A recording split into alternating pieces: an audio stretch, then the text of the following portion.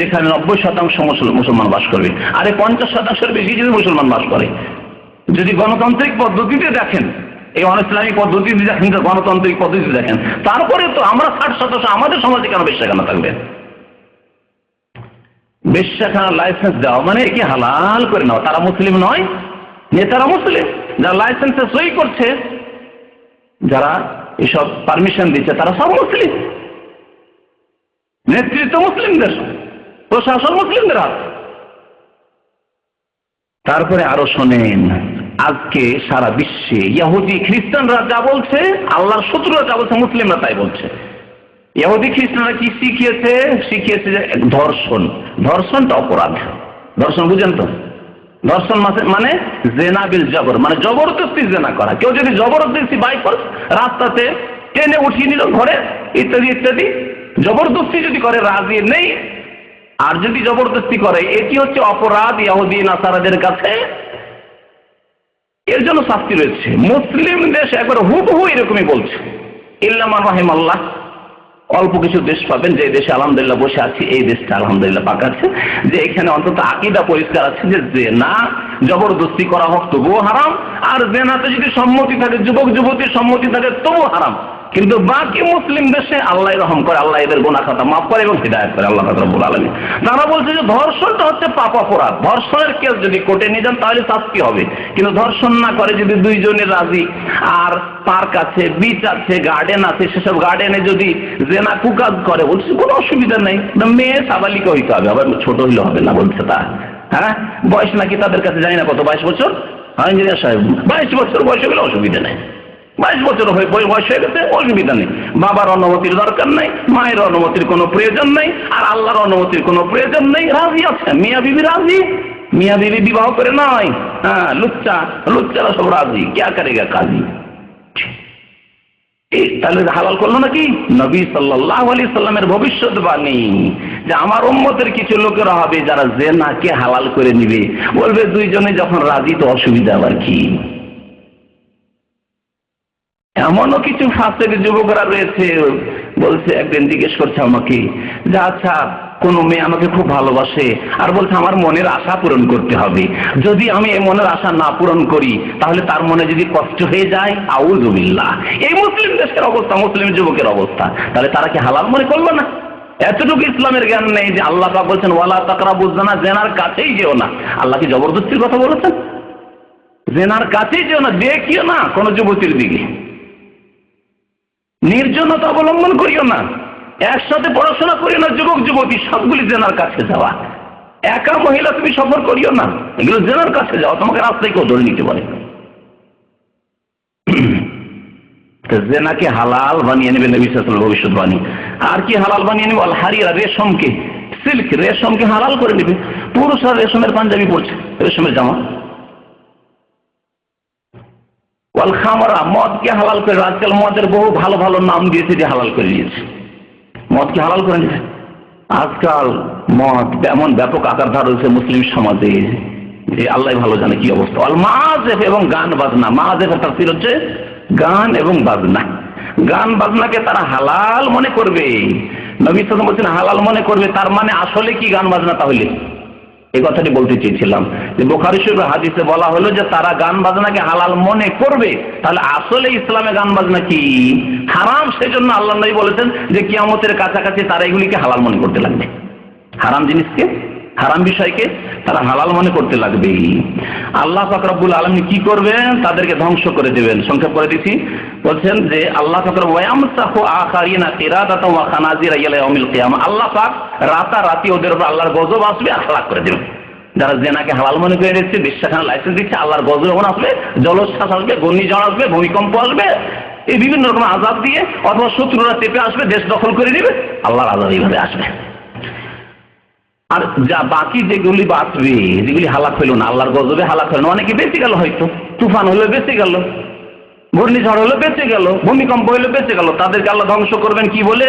বলছেন বানর বানিয়ে, ওয়াল খানাজির, আর শুকুর বানিয়ে।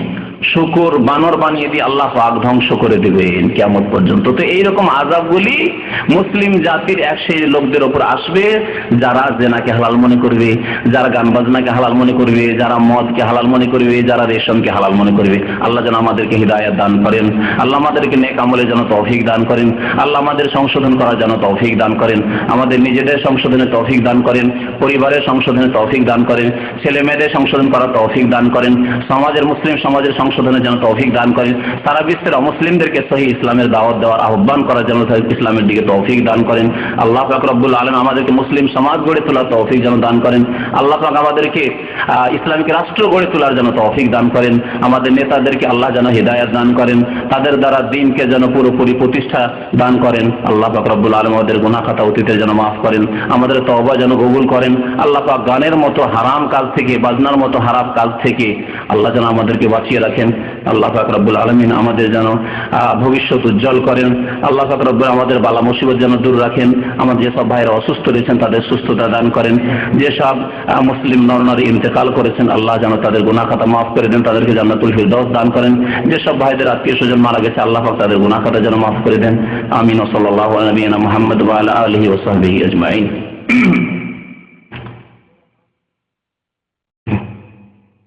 আয়াত নম্বর 61।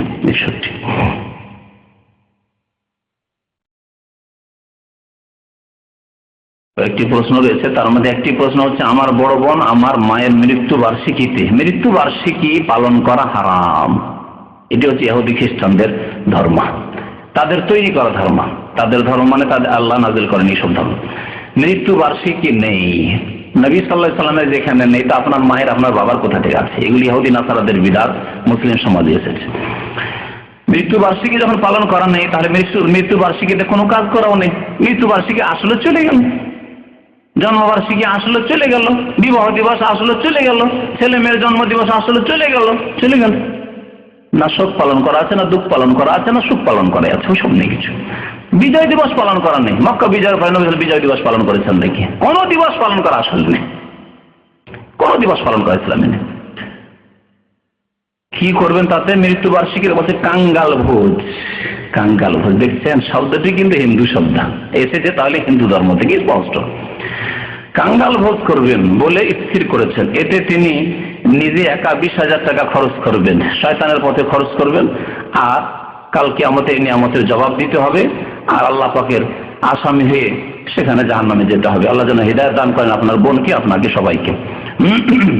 এবং তিনি চান অন্যান্য ভাই বোনেরাও অর্থ দিয়ে শরীক হোক না, জায়েজ নাই। আল্লাহ বলেন ওয়ালা তাআওয়ানু আলাল ইসমি ওয়াল উদওয়ান, গুনার কাজে এবং সীমা লঙ্ঘনের কাজে, অন্যায় কাজে কেউ কারো কোঅপারেশন করিও না, সহযোগিতা করিও না। আল্লাহ তার আগে বলেছেন যে নেকির কাজে সাহায্য করো। নেকির কাজ হোক, মসজিদ বানাতে হবে, মাদ্রাসা বানাতে হবে, এতিমখানা বানাতে হবে, গোরস্থান কিনতে হবে, করছেন না কেন? অধিকাংশ গ্রামে গোরস্থানের ব্যবস্থা নেই, যেখানে সেখানে কবর দিয়ে দিচ্ছে। এই কাজগুলি কেন করেন না?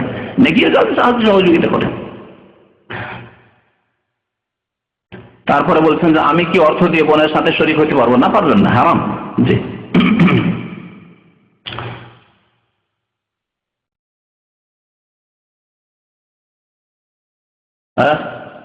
হিজরত করেন, নবী সাল্লাল্লাহু আলাইহি ওয়াসাল্লামকে জায়গা দেয়নি, তো হিজরত করেছেন নবী সাল্লাল্লাহু আলাইহি ওয়াসাল্লাম। কেন শখ করে কেউ হিজরত করেনি? শখ করে তো ইউরোপ আমেরিকা যাচ্ছে মানুষ, যে ওই বড় সুখী হবে। আপনাকে হিজরত করতে হবে শখ করে না। হে মক্কা, তোমার চাইতে প্রিয় ভূমি আর নেই। যদি আমার কম আমাকে বের না করে দিত মক্কা থেকে কুরাইশরা, তাহলে আমি কখনো মক্কা তোমাকে ছাড়তাম না। এই বলেছিলেন নবী সাল্লাল্লাহু আলাইহি ওয়াসাল্লাম। তারপরে বিদায় নিয়েছিলেন, মক্কার দিকে মুখ করে বিদায় নিলেন, সোর পাহাড়ের গোড়ার দিকে। আল্লাহু আকবার। তো ওই রকমই আপনার হিজরত করতে হবে, যেখানে আপনার দিন পালন করতে পারবেন সেখানে আপনি যাবেন। যারা দিন পালন করতে বাধা সৃষ্টি করে তারা আপনার আত্মীয় না। আল্লাহ বলছেন নূহ আলাইহিস সালামকে, ইন্নাহু লাইসা মিন আহলিক, নিজের ছেলেকে আল্লাহ বলছেন তোমার পরিবারের নাই। তো আপনার পরিবারের আত্মীয় স্বজন যারা দিন পালন করতে দিবে না, যারা কোরআন হাদিস মোতাবেক চলতে দেবে না, যারা রাসূলের তরিকায় আমাকে বাঁচতে দেবে না, তারা আপনার আত্মীয় নয়। ছাড়েন তাদেরকে, দূরে সরে যান, হিজরত করেন। একবার জিজ্ঞাসা করেছেন নামাজে পোশাকের কোনো অংশ গুটিয়ে রাখার হুকুম কি? না, পোশাক গুটিয়ে রাখা ঠিক নয়, জি, নিষেধ করা হয়। সুতরাং এরকম পোশাক গুটিয়ে রাখবেন না। এই যে প্যান্টই সাধারণত গুটিয়ে রাখে মানুষরা, গুটিয়ে রাখবেন না। জি। এবং ওযু ভঙ্গের কারণ কিনা জানাবেন। ওযু ভঙ্গের কারণ একটি হাদিসে বলা হয়েছে, হাদিসটি অবশ্য যঈফ, আবু দাউদে রয়েছে যে টাকনার নিচে কাপড় গেলে ওযু ভঙ্গ হবে। কোন কোন কিতাবে লেখা হয়েছে হাদিসটি যঈফ। আসলে ওযু ভঙ্গ না হলেও কাবিরা গুনাহ, অনেক কাবিরা গুনাহ আছে বা গুনাহ আছে ওযু ভঙ্গ হবে না, কিন্তু সেটি কাবিরা গুনাহ। ওযু ভঙ্গের যেগুলি কারণ আছে, নিদ্রা কোনো গুনাহ নয়, কিন্তু নিদ্রা আসলে কি হবে, ওযু ভঙ্গ হবে। হাওয়া খারিজ হওয়া কোনো গুনাহ নয়, কিন্তু হাওয়া খারিজ হলে ওযু ভঙ্গ হবে। তাহলে গুনাহ হইলে